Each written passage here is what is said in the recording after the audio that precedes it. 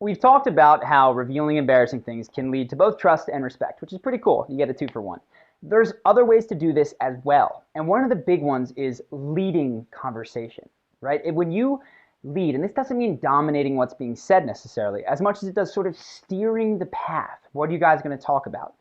That breeds both trust and respect because one, it shows that I don't necessarily have an agenda. I'm not saying whatever I'm saying just to impress you. Two, I'm comfortable enough with myself and you to steer this conversation down paths that fascinate me, to get past the small talk and into stuff that I care about. Now, sort of coming up with these topics is really what we talk about in flowing conversation, expert conversation.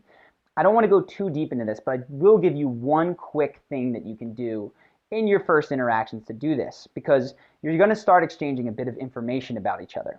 And what you can focus on here, now that you've done a bit of the fun, you've started to get trust, you're building respect, is to steer conversations down the path that most fascinate you by asking questions.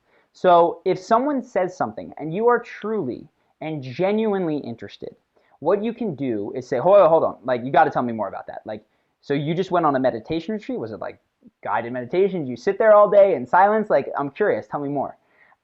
When you start to steer this down the path of something that you genuinely care about, you cannot blow smoke up the person's butt. It comes through when you're just like, oh, like yoga. I was out the other night and I watched a guy try to pick up a girl who was a yoga teacher. And it was so transparent because he came in with one thing.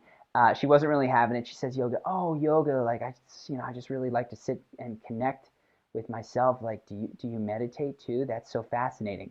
And it came across so false because it was false, right? Because he was just grasping at things to do.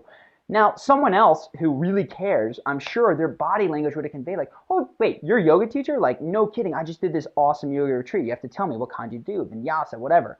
That is going to be much better than faking it. So, my phone is ringing. That is the end of this clip. We're moving on to the next thing, which I believe is a video breakdown.